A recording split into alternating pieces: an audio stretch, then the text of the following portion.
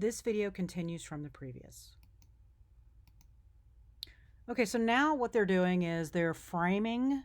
This is stick framing. They're framing the basement walls, and they're doing that using mostly 2x4s. 2x4s are standard size cut wood, and they're actually not exactly 2x4.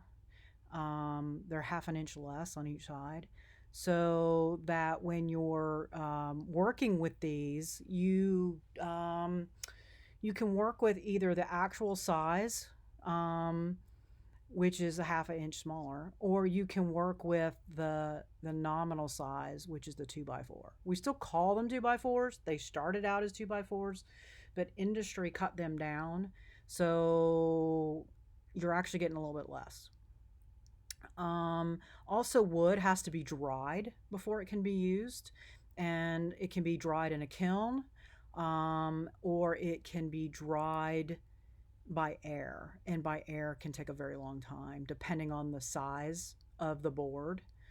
These are mostly bought, lumber yards that do all this, so that we don't have to go through that process.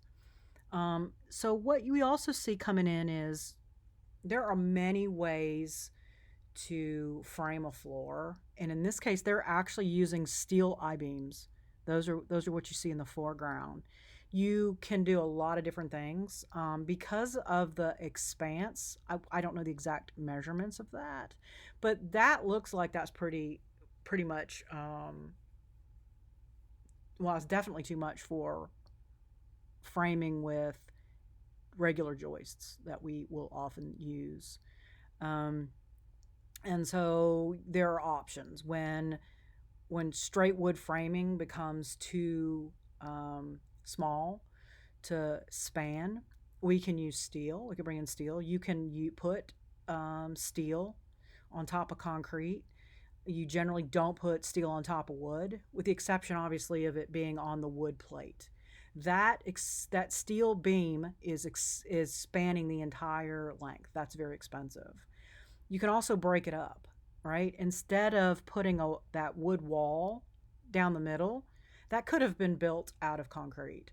And then that would have allowed the foundation. There would need to be a footing under that, but that would allow the framing to be broken up into smaller areas so that you could frame it with smaller wood members. Wood does come in beams, big beams. It can be built out of smaller pieces of wood, and y'all are going to take a whole course on wood construction that will cover all of that. For now, just know that the framing that is now used to create the ceiling for the basement, which will become the floor for the first story, is part of the framing, but is called beams. Yeah, those are all.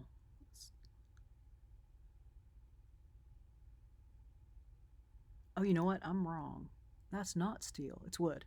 Okay, it looked like steel from the other direction, but now that I can see it with the light on it, it's actually, those are wood I-beams. They're made out of wood, and again, we will cover in more detail what that is, but they use those because they span greater distances than just plain lumber framing. But those are made out of wood. They're not steel.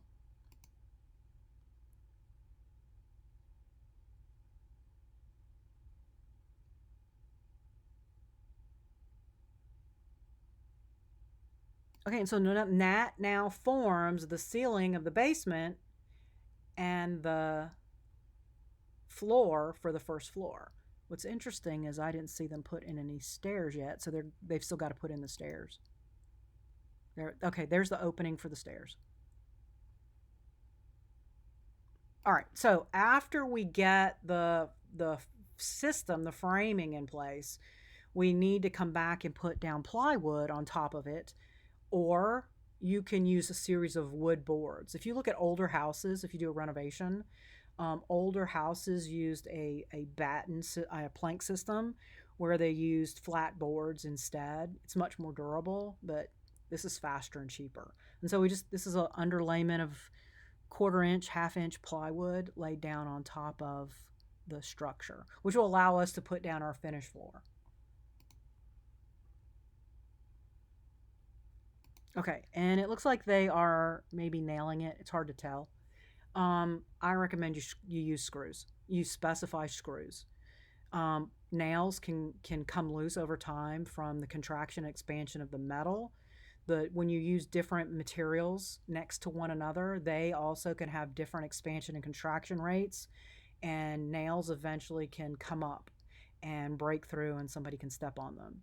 Screws don't come out because they're screwed in. So while it's a little bit more expensive, it's worth it over the long haul of the project. It keeps the floor flat and it keeps the nails from coming up.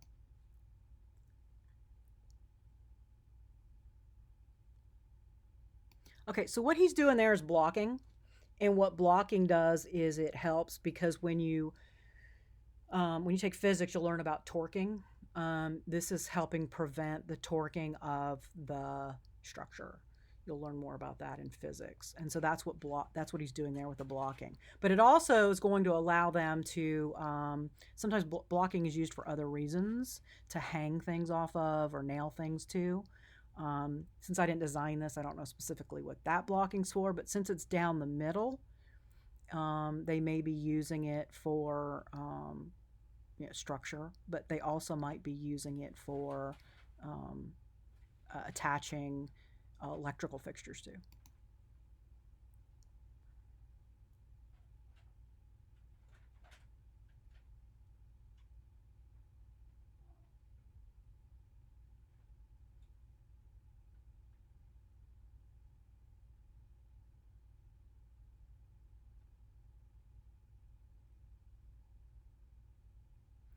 Okay, so let me mention one thing. If you're an amazing architect, you will be able to design for materials not to have to be cut. Because every time they make a cut, it costs more money. It's really hard to do. And I mean, I don't know anybody who does that, but I do know people who aspire to do that. Okay, so the next thing after they have framed this out for the floor is now they're putting down another sill plate, as you see. It's hard to tell. 2x6, because that's about 6 inches, I'm guessing. It's about 2x6, 2x8. They're putting down another sill plate, probably 2x6. And on top of that, they will frame up the walls.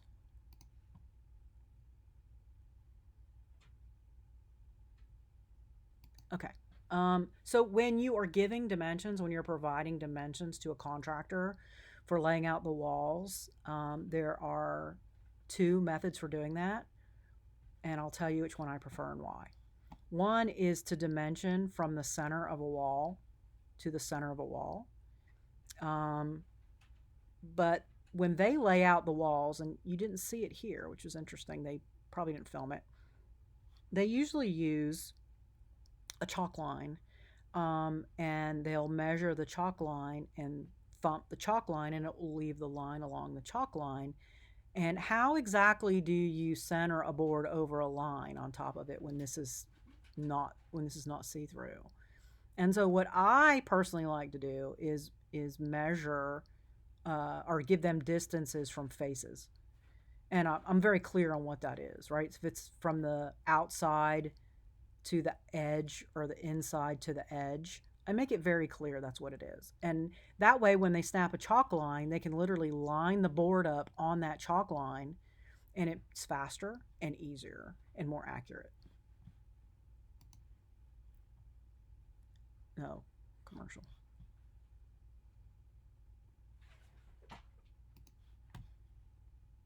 Okay, and so now that they're putting down,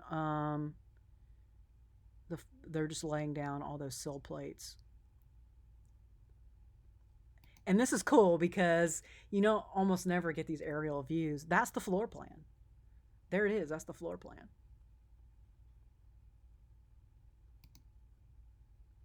Okay, so now they're framing the walls. And what they're not showing you is they're framing these laying down, and then they're lifting them into place.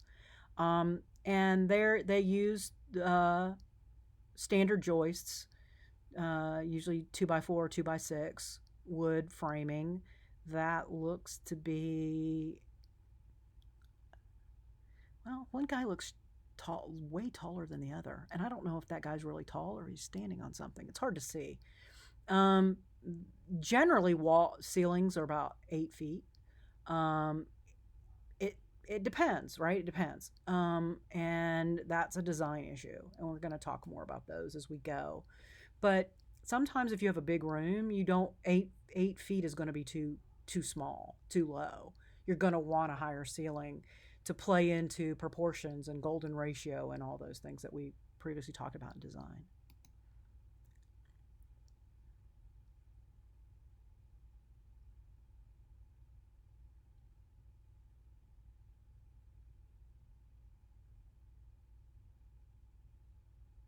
Yeah, those are just 2x4 studs. And the reason that they're putting that brace there is to keep the wall rigid. Because when you have framing that's just two dimensional like that, it can lean over and torque. And so they're preventing it from doing that until they can get those corners square. Sometimes you leave it. Sometimes you do blocking on the inside, and maybe they'll do that and show us what that looks like. But this is just for structural integrity until they can get everything up. It's called platforming.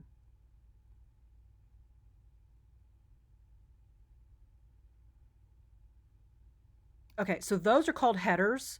They're usually 2x10 or 2x12 boards that are turned on their side so that the tall is up. And those are put over openings. And what they allow is the weight of the roof to travel across those beams, lintels, into the walls down to the foundation. And so underneath that, you can put in openings such as doors and windows that are made out of glass that cannot handle the compression of the roof above.